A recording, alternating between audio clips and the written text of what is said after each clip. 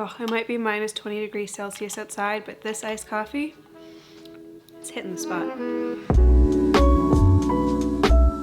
Hello, welcome back. If you are new to my channel, my name is Delilah and I make motherhood and lifestyle videos here on YouTube. I've been documenting our life with weekly videos for the last 6 years. And in that time, we have had 3 children and are currently expecting our 4th. I am currently 14 weeks pregnant with baby number 4. We recently announced this 4th pregnancy and we've been receiving lots of questions. There's lots of curiosity, so I am here to fill you in on all of those little details. I went to Instagram, I asked you guys to ask me questions. There is a lot of baby related questions that I received. I actually, like 90% of the questions I received were like the same 4 or 5 questions over and over again, mostly surrounding this baby. So I am happy to answer those for you today and to settle your curiosity. There's also some motherhood questions. I'm gonna be talking about marriage a little bit about myself, I think, as well. But I have the questions ready to go here, so I'm not going to waste any more time. And I'm gonna get right into it. Where will baby number 4 sleep? Will they share bedroom with the others? So I did talk about this a couple of vlogs ago, but if you missed that, I think our plan is to have all 3 of our children who are currently not in my womb sharing a bedroom. We're gonna move William out of the nursery and into the bedroom with the other 2. The other 2 are already in bunk beds anyway, and there's plenty of room for a crib in there as well. It's gonna be a little bit squishy, but I think we can make it work. For the first like 6 months or so, this baby will be sleeping in our room. That's what we've always done. We've always done like the first 4 to 6 months, kind of whenever they start outgrowing the bassinet, we'll have them in our bedroom with us, and then we'll make that transition into having them in their crib and their own space. Being able to have a whole nursery is great for those late night wake ups and those sleep regressions and those late night diaper changes and midnight nursing sessions. Not having to worry about waking up the others or sneaking into their room. It's just so nice to have their own space. So for the first little while, baby will be in our room. Then baby will move into the nursery, and then eventually when that baby is starting to sleep through the night, we're going to have a boy room and a girl room. Whether that means there's going to be 3 boys in one room and 1 girl in one room, or 2 girls and 2 boys, we don't know. That depends on what the good Lord has blessed us with, but we will eventually be splitting them up into boy and girl. What would you say is the key to a happy marriage? I was gonna say communicate, which is huge, but I think I'm gonna change my answer to always strive to serve the other person. Both parties of the marriage should always be thinking about, how can I help my spouse today? Where do they need me right now? How can I help them? What can I do for them? When you're constantly striving to like outserve the other person, that's when things are fantastic. This looks different in every marriage, but I have to say my husband is incredible at this constantly throughout the day. He's always asking me, how can I help you? What do you need me to do right now? He'll go and clean for me. There's been times where he starts cooking for me, even though that's not his strong suit. He shovels the driveway and he takes care of the cars, and he's just like, he's always helping wherever he possibly can, taking care of the kids, sending me away on girls' dates every once in a while so I can have some time away. He's so good at this. I want to be as good at it as he is. So that's always something that we're working towards in our marriage. Are you going to try for a VBAC? Absolutely. The only reason I had a C-section last time was because of complications with the placenta. I actually couldn't safely give birth vaginally, just because of, well, many reasons. If you're unfamiliar with the story, I had vasa previa, which wasn't diagnosed until very late in the pregnancy. He ended up coming a month early because they couldn't risk me actually going into labor.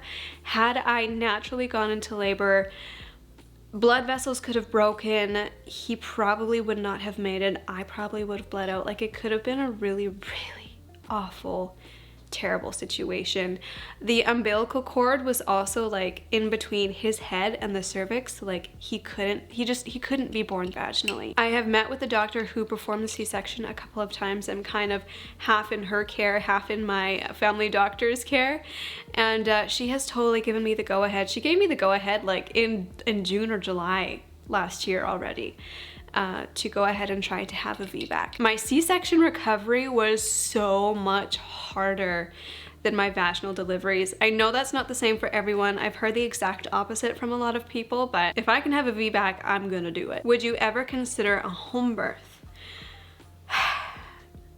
I personally would love a home birth. I think it would be so cool to have my children kind of present, maybe not necessarily like right in there, but if they wanted to be in the room or present, I would love for them to be able to experience that. Like, I think that would be just the coolest thing. And obviously giving birth in the comfort of my own home and not having to make the drive to the hospital, it would all be so lovely, but it doesn't look like that is the Lord's plan for me. My husband is not on board with that, which is okay. Like, he's safety first. He has my best interest in mind. He would really prefer me to be at the hospital in the case that something went wrong, and I totally understand that because we don't live close to a hospital, and so if something were to go wrong, it would be a long ride in. Also, with my previous C-section, there is a slight, very, very, very small risk of uterine rupture because my uterus has been cut open before, and so it is highly recommended that I am monitored at the hospital. Also, the chances of me getting a midwife are like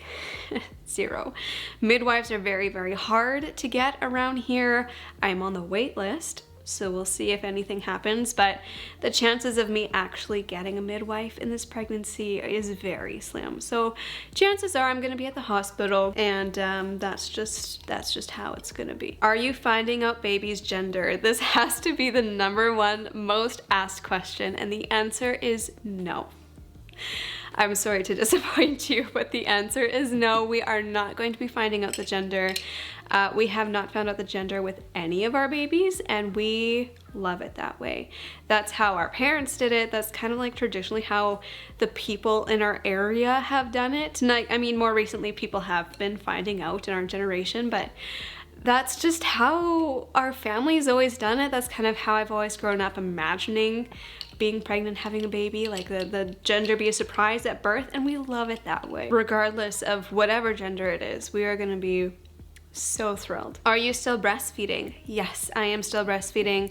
I think we're coming to the end of our 3rd breastfeeding journey. With all my babies, I've let them kind of wean themselves. Keeping in mind, I didn't want to be tandem nursing. I would personally prefer not to be nursing 2 babies at once, you know? I will nurse them pretty much as long as they want, and all of them have stopped nursing around like 16 to 18 months. William is coming up on that 18 months, and I can see he's starting to let go of that. He's starting to slow down, not need it as much anymore. Really the only time that we're nursing is before bed, and maybe like once or twice during the night just as comfort.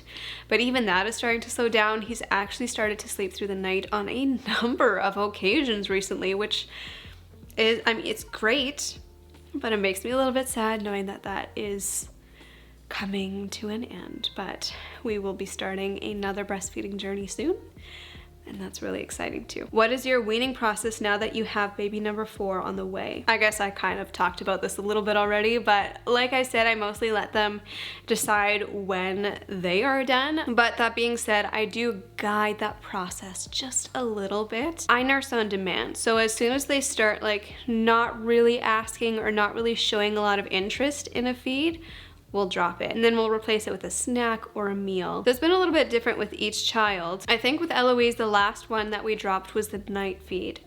With Theo, the last one we dropped was the morning feed because he showed less interest in nursing at nighttime.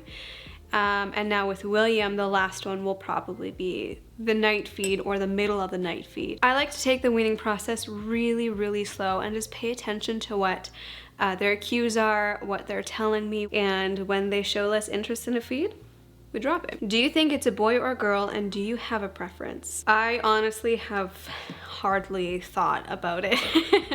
I am 14 weeks in, so in that first trimester, first of all, I'm not feeling well. Second of all, I'm trying not to think too much about the baby, just because like I'm the kind of person who likes to be cautiously optimistic but not too hopeful, because I would rather set myself up, like brace myself for disappointment in the case that something were to go wrong. In the first trimester, the risk of miscarriage is far greater, and then as soon as you pass that like 13 weeks, the chances of everything going well are significantly higher. And so in that first trimester, I just try not to get my hopes up too much, because anything can happen. We've had a miscarriage before. I know what it's like. So I've been trying not to think about it too much. I don't think it's really quite hit us yet. But when I do think about it, I just automatically think boy. And I think that's just because it's been so long since we've had a girl. It would almost be like strange or foreign to have a girl at this point. I don't know. I mean, the last two have been boys, so that's just kind of the freshest in my mind. So that's just what I'm automatically thinking. Do I have a feeling? No. Do we have a preference? No. Favorite, least favorite part of being pregnant? Least favorite part, hands down, first trimester, the morning sickness. I have a huge fear of throwing up. Like, it terrifies me, just the thought of throwing up. And so feeling nauseous it's awful. It's awful. So hands down, that is the worst part of pregnancy for me. The best part is feeling those movements. I'm not quite there in this pregnancy yet. I swear I have felt like the occasional flutter, but I can count on one hand the amount of times I think I've felt something. And I am just so eagerly waiting to feel those movements. Favorite names you're thinking about? We haven't thought about it at all. I mean, there's one girl name that we have in mind, but we've had this name in mind for like the last year and a half. We have a running list of names, and so whenever we think of a name that we really like, we'll add it to the list. So we have one girl name that we really like. We don't have a middle name. We don't have any boy names. We're gonna have to do some serious thinking and brainstorming. So if you have any name suggestions, leave them in the comments below, because we could use some inspiration. How did you decide it was time for baby number 4? Congrats, by the way, so exciting. Thank you. We just felt it was time. We kind of had like a vague timeline in our mind. We're like, this might be a nice time to start trying. We didn't feel ready until William started walking, and then both Zach and I were like, okay, let's think about this, because I think we're ready now. Quiet time. How did you start this with your kiddos, and how old were they? So quiet time for us is basically just a nap replacement. It started when Eloise dropped all of her naps. Theo would go down for his afternoon nap, then I would put Eloise in my room with some toys and just say, hey, you can play for a little while. You don't have to sleep, but it's time to rest. And that has just kind of carried on. Theo recently dropped his afternoon nap, and so he's been joining her in quiet time, which has actually been really nice, because then they play together, or sometimes they'll have that separate time as well. It used to be we would have them in their own space, in their own rooms, but now that they're both having quiet time together, we're not shutting them in a room anymore. We're letting them choose where they want to have their quiet time. We're letting them choose what they want to do in their quiet time. Very often they're just playing.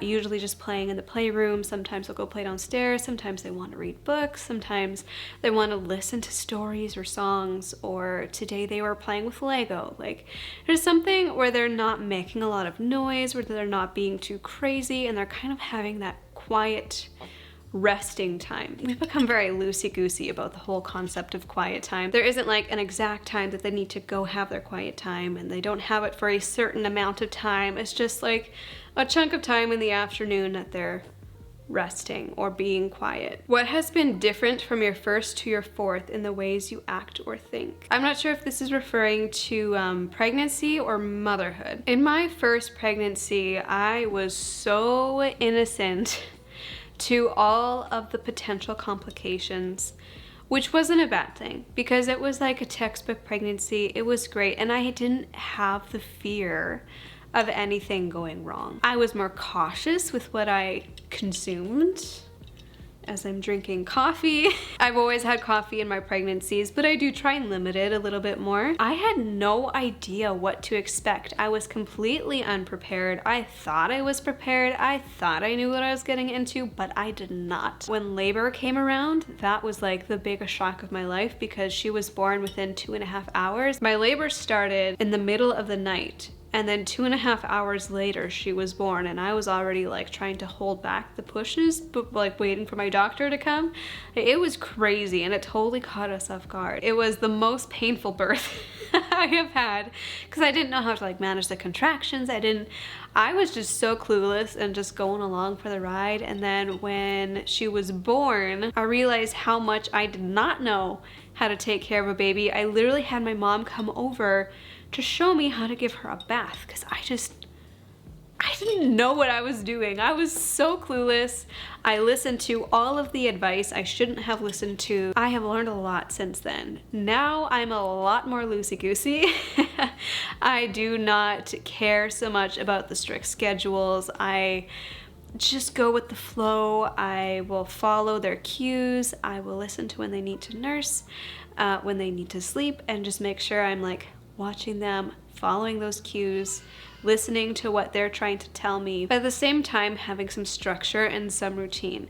That is something I did not do in the very beginning. We had no sense of routine whatsoever, but I realized as I had more children that routine is actually really good for babies and for children, and they thrive on that. I usually let them create their own routine, but then we will follow that routine. It has just made things so much easier. Is this the last baby? This might be the last baby. Do we know that for sure? No. This is where we always imagined being done, but I don't feel ready to be done. I don't feel anywhere near ready to be done. To think that this could be my last pregnancy breaks my heart. Zach isn't really in the same boat here. He's kind of thinking this might be our last. I'm open to a fifth. He's not closed off to a fifth. We don't know. We don't know. We are gonna pray about it. We're gonna wait and see. Only the good Lord knows. How do you prepare your body for pregnancy and conception? I'll be honest, I don't do anything. The only thing that I've done is track my ovulation. And this is something that I started doing, I think, after Theo. That's when we started really doing natural family planning. And so it was really important for me to know when I was ovulating and when to expect my period and to track my cycles and to understand my body and the signs and cues it was giving me when I was about to ovulate and when I was about to have my period. And I use ovulation strips and the Pre-Mom app. I can link those down below. But I've been doing this for years, and it's really nice just to be able to have an idea of what's going on with my body, but I've never prepared my body in any way for pregnancy. What keeps you having kids? Don't you feel you don't have time to yourself ever? I just love it. There's something about having kids that it feels like this is my role, this is my purpose, and I'm fulfilling my purpose, and it's so fulfilling. It is so rewarding and fulfilling to have kids and to raise kids. I don't have a lot of time for myself, and that's okay. This season of life is so short. I'm sure the comments are going to be filled with you need to take more time for yourself, take care for yourself. I do take care of myself as much as I need to, and I do take time for myself to like get myself put together, get myself ready, do things I enjoy doing, but I don't need a lot of time for myself. I think the whole idea of self-care is maybe a little bit overdone in today's society. It's important, absolutely, to take some time for yourself, but you don't need a lot of time to recharge. And that's coming from an introvert. What are some things that helped your morning sickness? Eating smaller, frequent meals throughout the day, snacking on things that I was craving, and really avoiding the things that were turning my stomach. I have more food aversions than I have cravings, especially in that first trimester, so really avoiding a lot of strong smells and any aversions that I was having. I made sure I had snacks on hand all the time, especially protein-filled snacks, so things like trail mix, and just trying not to eat too much at a time, because if I ate too much at a time, then I'd feel really gross and full on top of morning sickness. Like, that's just not a good combination. So making sure I'm eating smaller, frequent meals was really just the biggest thing I could do. Pregnant with my second, a boy this time. Any advice for boys versus girls? Before I started having kids, I always thought that taking care of boys versus girls would be so different, but in reality it's not, especially when they're babies. The only difference is a girl has a vagina and a boy has a penis. So like diaper changing might be a little bit different, but honestly as babies the diaper changing is really the only difference. As they start to get older, you'll notice their personality developing a little bit more, and the differences between boy and girl, I've noticed, at least between my children, there's very definite differences between either gender, and you raise them a little bit differently according to who they are and what they need and their emotional needs and physical needs, because every child is different. But that's the thing, every child is going to be different no matter what gender they are. I remember asking my friend that same question when I was pregnant with Theo, and she said the same thing. The only difference is really when you're changing their diaper. How do you deal with people constantly giving you their opinion? I nod and smile and choose to listen to what I want to listen to. I get opinions thrown at me all day, every day. I have learned just not to listen to it all. And most people give opinions and advice with good intentions. Not everyone, but most people do. You just gotta nod and smile. Other people's opinions really don't matter in the end, because my worth does not come from what other people think of me. My worth comes from the Lord. All that matters is what He thinks. How do you decide what parts of your life to share and what parts not to share? This is a little bit tricky. Something I've honestly been struggling with for the last 2 years now. I used to be an open book. I used to share everything, and I am that kind of person. Like, I don't like to hold anything back. But as my children are getting older, the internet's changing, my channel has grown, I have had to hold back a lot in recent years, just for our privacy's sake as a family, for my children's privacy, and figuring out that line of what should I share and what should I not share. It's tricky. Everybody has a different opinion on this and a different conviction on this. I have started to set up some boundaries of things I will not talk about and things I will not show. And those boundaries are constantly changing as our lives change as well. How are you feeling about birth after your experience with William? I don't know. Haven't really thought much about it. I don't have any feelings about it yet. Like, I'm sure when the time comes, I'm gonna feel a lot more nervous and a little bit more scared and fearful. Right now, I'm just excited. I'm so excited to have the opportunity to have a VBAC again. And I'm really curious too. I'm really curious about what my body's gonna do, because it's been a number of years since I've actually been in labor. My first labor was 2.5 hours. My second labor was less than 1.5 hours. And then with my next pregnancy, I didn't even get the opportunity to go into labor. So I just am so curious to know what my body is gonna do. Like, this could be a really, really long, hard labor, or it might be really short. Like, there's no way of knowing, and I'm mostly just curious at this point. What will the age gaps be? So between Eloise and Theo, they're the closest together. I got pregnant with Theo right after Eloise turned 1. They are about 22 months apart. Theo and William are about 26 months apart, and that's gonna be pretty much exactly the same as this baby and William, assuming this baby comes on time. How old were you when you had your first child? I was 20 when I had Eloise. I conceived her technically when I was 19, which was a year after we had been married. So we got married at 19, got pregnant a year later, had Eloise 9 months later. I am now 26 and pregnant with my 4th child. What do you do when or if you feel like Zach is not pulling his weight in the household? So I wanted to answer this question because here's the thing. I said earlier that Zach is really good at serving me and always trying to help me. There are times though when I feel like he's not doing enough. And I say I feel like because that's the truth. A lot of the times when I feel like he's not doing enough, it's because I need to give myself a reality check and put myself in his shoes and think about how much has he done today that I haven't even noticed or thought about. And a lot of the time it's just me. I need that reality check. I know this isn't the same for every marriage, but I'm just really, truly so blessed to have a husband who helps so much. I mean, like right now, he's sitting downstairs with the kids so I can film this video. And when I am feeling that way, I will get down on my knees and I will pray. I will bring it to the Lord, because a lot of the time, I mean, it's my own attitude that needs to be checked. But we can also pray for our husbands too. We can pray that the Lord will just, touch their hearts and show them where we need help. We can communicate with them, not nagging though. Don't nag. Don't be the nagging wife. Communicate kindly with your husband. Talk to him in a kind, sensitive way, and pray for your husband too. Does Zach wake up before the kids? If not, does this frustrate you? Okay. Again, I wanted to answer this question because he does not wake up before the kids. And yes, this used to make me so angry.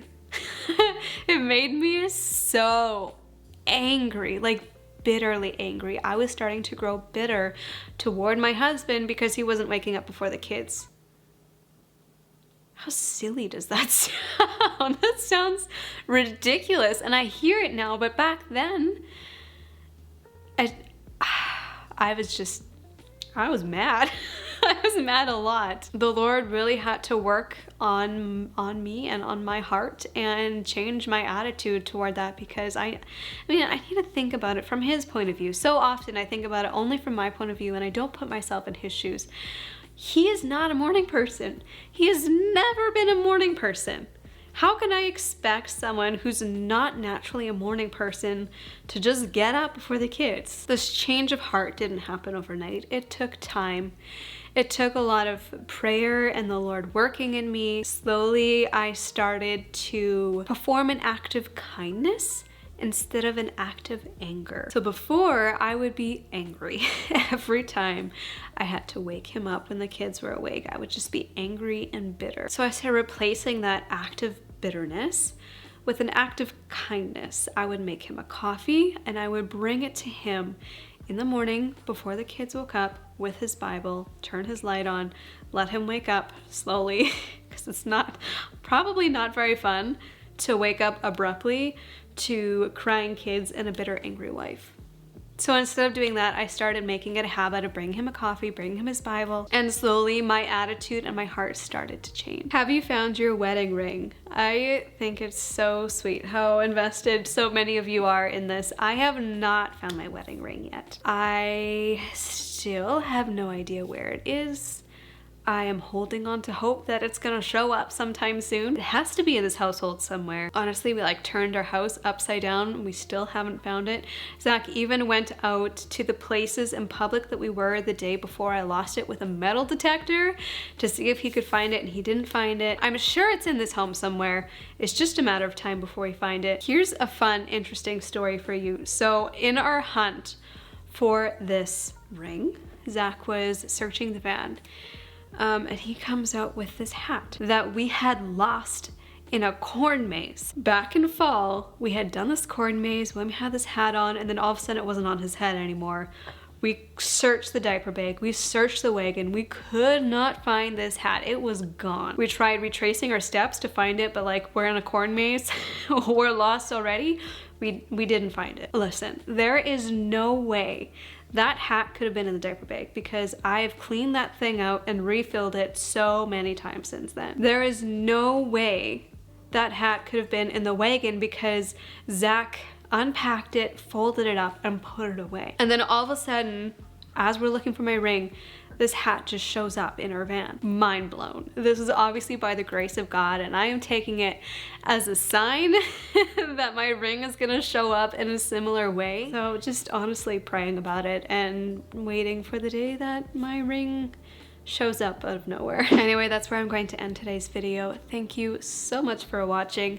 If you have questions that you've been wanting to ask me, follow me on Instagram, because I do these Q&As every so often. When I do these, I usually ask on Instagram because that's the easiest way for me to collect questions. So if you want to ask me anything, make sure to follow me over there and keep an eye out for those question boxes that pop up every once in a while. If you are new here, consider hitting that subscribe button and sticking around. We've got lots of exciting stuff coming up with this baby on the way, and I gotta go and make supper for my family. So thank you so much for watching, and I'll catch you in the next one. Bye.